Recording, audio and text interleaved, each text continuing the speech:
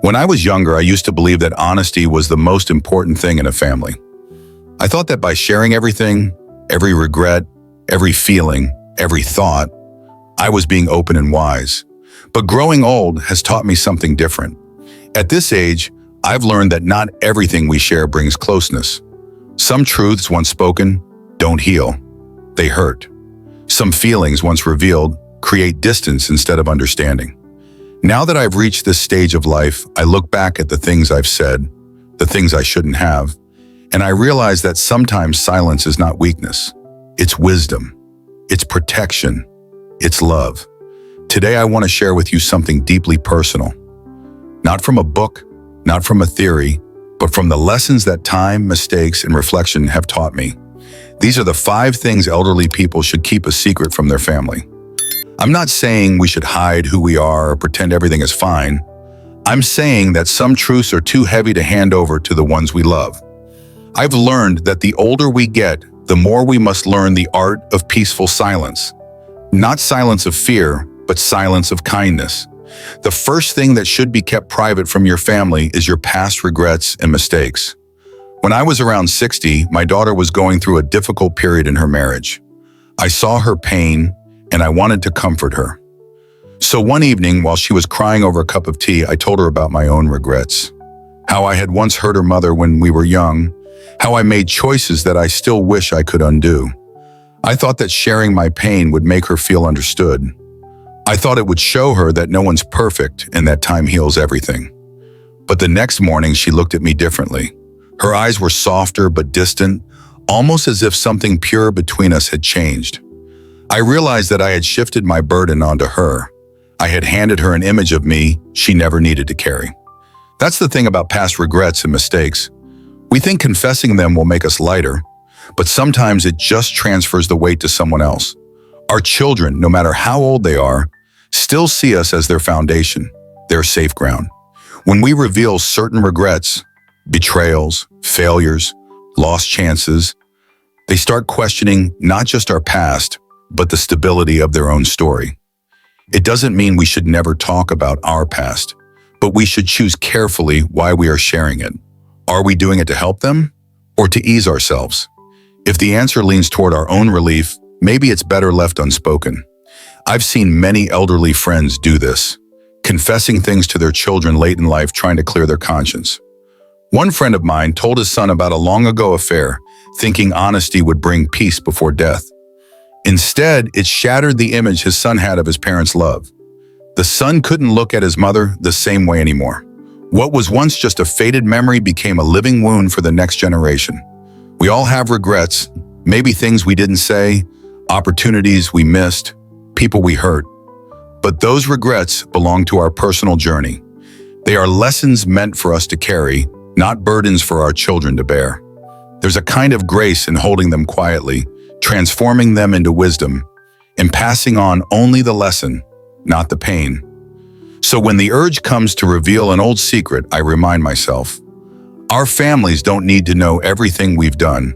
They just need to feel the love we've learned from it. Because at this age, love is the only confession that truly matters. The second thing elderly people should keep to themselves, or at least handle with great care, is detailed financial information or inheritance plans. I learned this lesson not from my own mistake, but from someone very close to me, my brother, Joseph. He was a generous man, always transparent with his family. When he retired, he decided to sit all his children down and tell them exactly what he planned to leave each of them. He thought this openness would prevent arguments later on. He thought that by discussing money now, he could keep the family united. But what actually happened was heartbreaking. Within months, tiny cracks appeared. His eldest son began visiting more often, being unusually attentive, while his younger daughter withdrew, feeling overlooked. Every gesture suddenly seemed to carry meaning. Every visit, every favor, every silence. The love that once flowed freely started to feel like a negotiation. By the time Joseph passed away, his family wasn't united in grief. They were divided in resentment. The transparency that was supposed to bring peace had invited suspicion. That's when I realized money, no matter how small the amount, has a strange power to change how people see each other. When we're old, our families don't just see us as parents or grandparents. They also start to see us as the gatekeepers of what will remain after we're gone. And once money becomes part of the conversation, love and gratitude can easily get tangled with expectation. I once nearly made the same mistake. After a small health scare, I told my son that I planned to leave him the house and give my daughter some savings in cash. He nodded politely, but I could see the discomfort in his eyes. Later, my daughter called and said she didn't want to talk about inheritance at all. She just wanted to spend time with me while I was still here. That's when it hit me. I had let death enter the room before it was time. It's not that we shouldn't plan, we absolutely should. But those discussions belong in private meetings with lawyers or financial advisors, not in emotional conversations around the dinner table. There's a difference between preparing and announcing. Preparing is wise. Announcing is risky. At our age, we must protect peace more than property. The best legacy we can leave isn't a divided estate, but a united family. And sometimes that means keeping financial matters quietly organized, written, legal, and private, until the right moment comes. I know some people say, I don't want my children to fight after I'm gone. That's a noble wish. But believe me, telling them too much too soon can make them start fighting before you even leave. Money should never be the last conversation they remember about us. Let it be love, laughter, stories, not bank accounts. Now let's talk about something more emotional. Negative opinions about certain family members. This one, I think, is the most tempting trap for elderly people because we've lived long enough to see through people. We know who's responsible, who's lazy, who's kind, who's manipulative. And when we see injustice or irresponsibility in our children or grandchildren, we feel the urge to speak up. But I've learned that the moment we choose sides in family matters, we stop being the bridge and start becoming the wall. I remember my neighbor, Mrs. Lee, a kind, sharp woman in her 80s. She loved her family dearly, but she had one weakness. She often compared her two daughters-in-law. One was caring but poor, the other well-off but cold. She would often complain to one about the other. At first, it seemed harmless. Just small talk, emotional venting. But over time, the daughters-in-law began to avoid each other at gatherings. The sons, who were once close, started making excuses not to visit together. When Mrs. Lee passed away, the family didn't even share a single table for the funeral meal. Her words, spoken years before, had built invisible fences. That story shook me. I saw how a few casual words, spoken in frustration or comparison, can echo through generations. And yet, I understand the temptation. Sometimes we feel disappointed when one child visits more often, while another seems distant. We feel hurt, and the easiest way to express that hurt is to compare, to say who's more loving, who's more caring. We do it not to create conflict, but because we crave appreciation. Still, the truth is that no good comes from such talk. Each person shows love in their own way, one through presence, another through support, another through silence. We might not always understand their ways, but love isn't measured in visits or phone calls. It's measured in the quiet intentions of the heart. So when I start feeling that old urge to compare or criticize, I remind myself that peace in the family is more valuable than being right. I try to see beyond who's best or worst and focus instead on what still connects us. Blood, history, care. Sometimes what we don't say saves more relationships than what we do say. As I grew older, I realized that families don't fall apart because of distance. They fall apart because of words. Not cruel, intentional ones, but the small, seemingly harmless ones. The casual remarks about who visits more, who loves more, who earns more. The little comparisons that sound like truth but carry hidden pain. If we, the elders, don't protect peace, who will? We are the roots of the family tree, and when roots start rotting with bitterness, the branches lose strength. Our words hold weight, and the older we get, the heavier they become. So when frustration comes, when I feel disappointed or ignored, I remind myself, speak with love or stay silent. Because at this age, silence is not emptiness. It's wisdom wearing calmness as its coat. Let's move to something deeper. Something that every elderly person feels but rarely admits. Fears about death or illness. There was a time when I couldn't go a single day without talking about my health. Every ache felt like a message from my body reminding me that time was running out.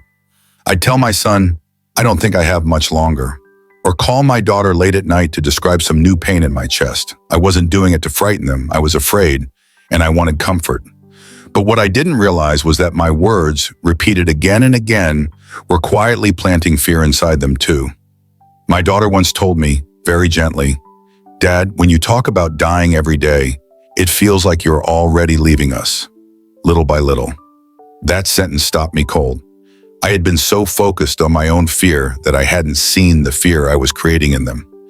That night, I sat alone by the window, looking at the streetlights, and I thought, maybe it's not death that truly scares us, but the idea of leaving our loved ones unprepared. Yet talking constantly about dying doesn't prepare them. It exhausts them. It makes them live in mourning long before we're gone. The truth is, every elderly person faces the same question silently. How will I go? Will I suffer? Will I be remembered? These thoughts are natural, but we must choose how we handle them. Sharing them endlessly can drain the joy out of our remaining time. Keeping them locked inside can make us feel lonely. The middle path, that's where wisdom lies. I began to write my feelings down instead. Every fear, every thought about death, I put into a notebook. I even wrote letters to my children, not to give them now, but for them to read after I'm gone. And strangely, that made me feel lighter. Writing became my way of talking to the universe without frightening the people I love. Of course, there are practical things we should discuss, our medical wishes, wills, the kind of care we want. Those are important, but when it comes to expressing daily fear or hopelessness, it's better to find a healthier outlet. Prayer, friends, support groups, or even quiet reflection. Because at this age, our family looks to us not just for advice, but for emotional stability. They take cues from our strength. When we show calm acceptance, they learn peace. When we show fear, they learn anxiety. So I tell myself now, speak of life more than death. Talk about today's sunlight, not tomorrow's darkness. If we focus on the days we still have, rather than the ones we might lose, we leave behind not sorrow, but courage. Now let's talk about something that every elderly person has probably done at least once. Comparisons between children or grandchildren. It's such an easy habit, almost innocent at first. We notice one child visits often while another rarely calls. One grandchild studies hard while another struggles to find direction. Without realizing it, we begin to say things like, "Your brother always checks on me," or "Your cousin is doing so well." We say it thinking it will motivate them, but what it actually does is carve small wounds that never quite heal. I remember when my own mother used to compare me to my older brother. He was disciplined, successful, the family's pride. I, on the other hand, was the dreamer. She never meant harm. She just wanted me to be better. But even as a grown man, I carried that invisible weight, the feeling that I was always behind, never enough. Years later, when I caught myself doing the same thing with my own children, I froze. I heard my mother's voice echoing through mine, and I saw my son's eyes drop, the same way mine once did. That was the day I promised myself to break the cycle. The truth is, every child expresses love differently. One shows it through presence, another through responsibility, another through laughter. Some might be financially supportive. Others might simply sit beside you quietly when you're sick. None of them love less. They just love differently. And grandchildren. Oh, they are a different generation altogether. They live in a world faster, louder, more demanding than ours ever was. When we compare them to the past, saying things like, "In my time, we respected elders more," or "When I was your age, I already had a family," we don't inspire them, we alienate them. What they need from us isn't comparison, it's understanding. They need stories, not scolding. They need encouragement, not expectation. One day, my youngest granddaughter, only 8 years old, told me after dinner, "Grandpa, you're my favorite person because you never make me feel small." That sentence touched me more deeply than any gift. I realized then that love grows best in acceptance, not comparison. So when the temptation comes to point out differences, I remind myself, my role is to be the calm center, not the judge. To be the safe place where everyone, no matter how imperfect, feels loved equally. Because when I'm gone, I don't want my children or grandchildren to remember who I thought was better. I want them to remember that with me, they were all enough. As I sit here reflecting on all of this, on the words I've said, the silence I've learned, the lessons time has etched into my heart, I realize that growing old isn't about losing strength. It's about gaining perspective. It's about finally understanding what truly matters in the end. When I was younger, I thought legacy meant property, achievements, maybe a family name people would respect. Now I see it differently. Legacy is the feeling we leave behind in the hearts of our loved ones. It's not measured in wealth or reputation, but in emotional peace. That's why I say this from experience. Be careful with what you share at this age, not because truth is dangerous, but because peace is fragile. If you can, keep past regrets and mistakes as private lessons. Don't hand them down like heirlooms of pain. Let your children know the wisdom, not the wounds. Be discreet about finances and inheritance. Protect your family from the poison of comparison and suspicion. Let love, not money, be your final gift. Resist the urge to share negative opinions about family. When conflict arises, choose to be the quiet bridge. Your silence can heal what your words might otherwise break. Speak gently about fears of death or illness. You've survived so much. Show your family that peace is possible, even in the face of uncertainty. Your calmness is their comfort. And never, ever fall into the trap of comparing children or grandchildren. Each of them carries a piece of you.